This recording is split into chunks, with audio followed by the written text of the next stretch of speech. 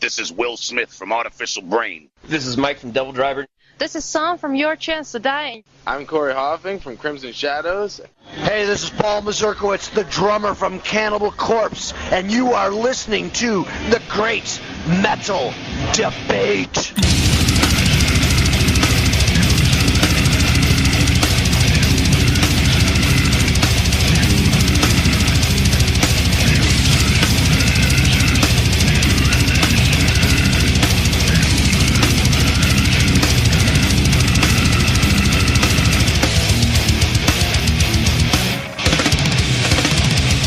Welcome back to the podcast, listeners. I'm in Nashville, Tennessee for the 2017 Bloodletting Tour, where I'm excited to be joined by Travis for the band Visceral Disgorge.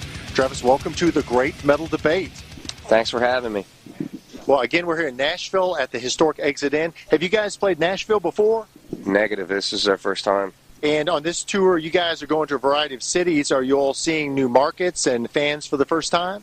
Yeah, the last tour that we did for Devastation Nation, there are a handful of cities and venues that we just hit a couple months ago, but there are a bunch of new places that we haven't been. So that, I guess that's the plus side.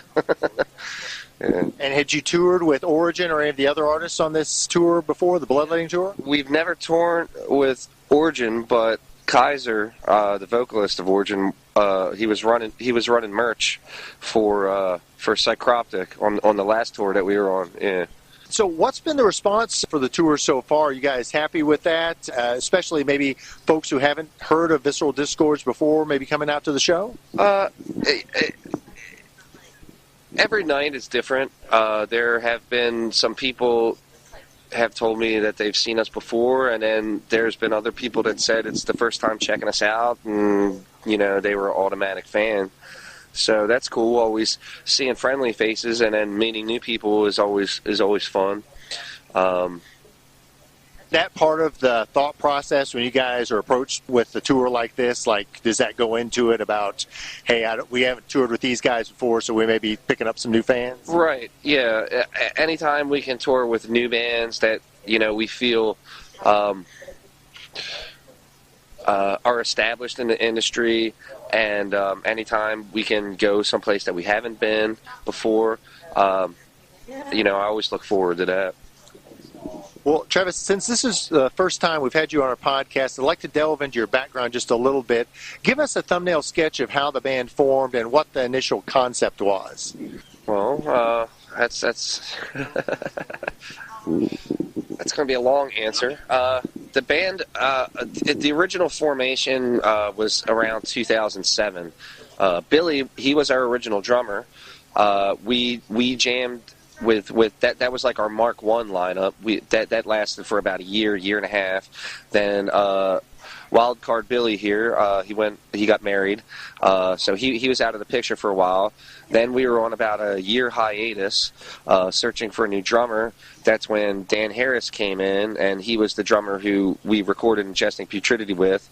And it wasn't maybe a year and a half later to where he had to leave to do further his education and stuff like that. He wanted to, get decent paying job and do the college thing. So, and at that point, we approached Billy, and he wasn't doing shit. He'd had already gotten divorced.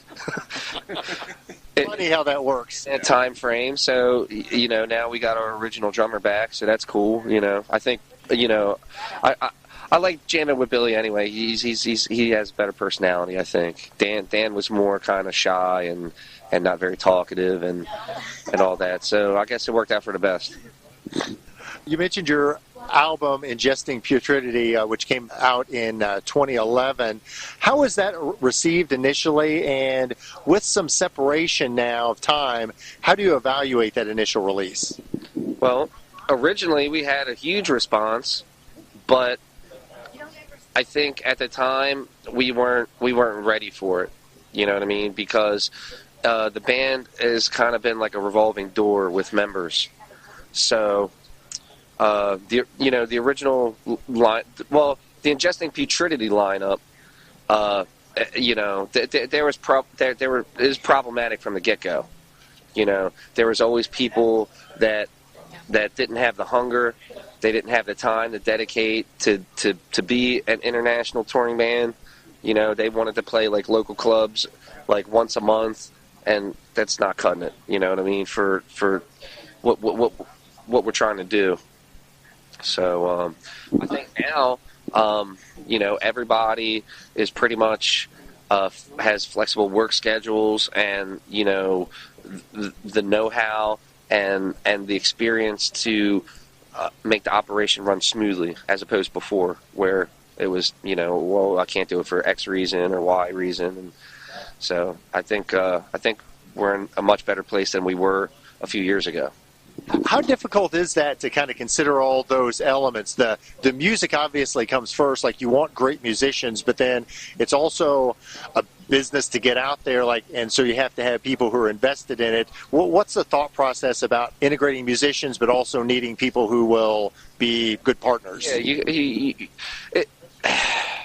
it's difficult because I think most musicians, not just metalheads, but just musicians in general, are not very business savvy. A lot of them are very flaky. So you kind of got to weed those kind of people out, you know what I mean? So now I think, everybody's on the same page. Everybody, we're here to, get out there, get our name out there, play as many places and as many countries and as many providences as we can, and get the name out there as much as we can. I think that's like the goal now, as opposed to before, where we didn't take it as serious.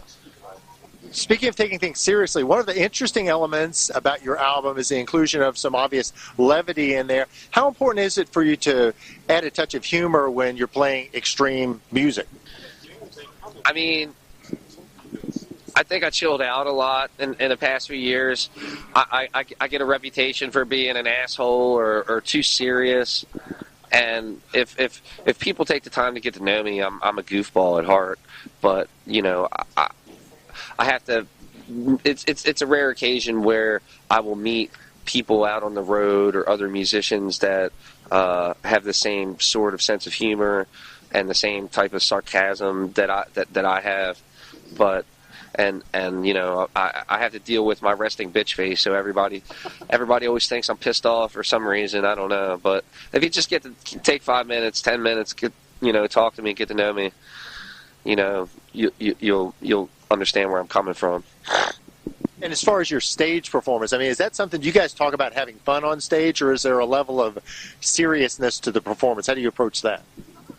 Well, I like to keep, the imagery and the performance and everything serious, but we can be goofy. We're all a bunch of goofballs. Like last night, we all dressed up in ridiculous costumes for Halloween.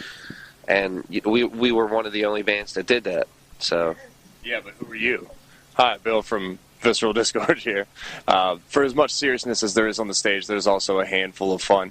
Like Travis was saying, he actually dressed up as Harley Quinn as a frontman last night. I was a giant banana, or one of our guitarists was a dead guy with a skull mask, and the other guy was a Teletubby. Our bassist was a piece of shit.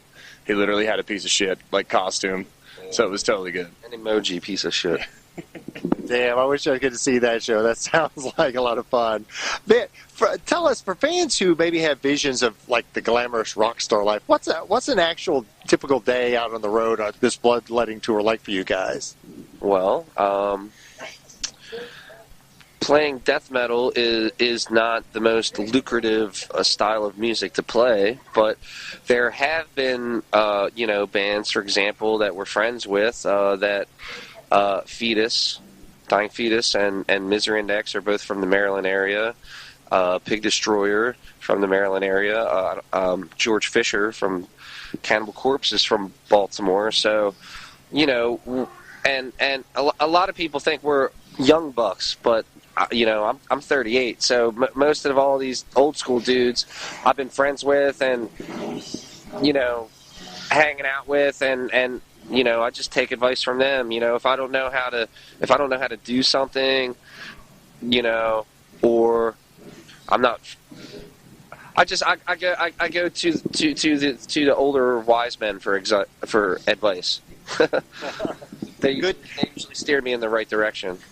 And good to have folks like that who you can rely on. I mean, you don't have to experience some of their mistakes. Right. And, Visceral Disgorge has really only been functioning as a real band for maybe a year. All the other years, we primarily focused on just festivals and out-of-town gigs and stuff like that.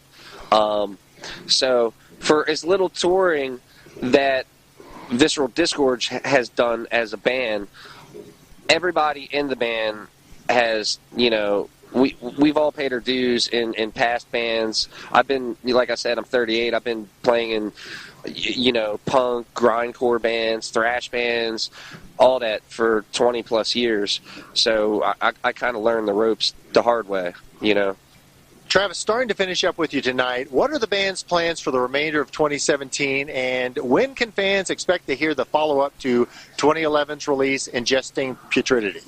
Well, that is a good question. A lot of people have been asking that. Our immediate future plans is when we play in LA on this tour, we're going to have an A&R representative come out and check us out from a very reputable label. I can't mention their name right now, but if that pans out in our favor, then you will be seeing and hearing a lot more of us. And after this tour, we plan on going back home and cracking a whip and trying to get this album out in a timely fashion. We already have a lot of material that's already materialized that we're constantly adding to. But right now, as it stands, we have enough music to release an album. But we're just kind of fine tuning everything and taking our time and make sure that this label thing works out. And then, if, knock on wood, if we get signed to this awesome label, then they're going to set a release date, and we will be under contract to fulfill our end of the deal. So hopefully, maybe a year's time, it should be on the shelves. Maybe a little less. People should be watching for it, because it sounds like, depending on how things fall, might be some music coming forward. Exactly. Well, finally, how can fans learn more about Visceral Disgorge, and where can they go to purchase music and merchandise from the band? Well, unfortunately, physical copies of the CD are currently out of print, but we bought back the rights to the album. So when we sign with this next label, the first album will be re-released. Then we'll have a new release, and they will be available through, I'm probably sure, Sony Red worldwide. And then, as of right now, if you're looking for music, iTunes, Google Play, Spotify, all that digital stuff, we're on all that. So social media pages should point them in that correct direction. Exactly. Check us out on indiemerch.com. That's the place to go get all our merchandise. And keep your eyes peeled for future endeavors, future tours. We got a lot of them coming in since we signed with management and a booking agency now. So, yeah, you'll be seeing and hearing a lot more of us in the future. Well, Travis, my first time to see you guys perform live this evening. I'm really looking forward to the show and seeing you guys kick ass on stage. Thanks so much. Thank you. I appreciate you taking the time to chat with us.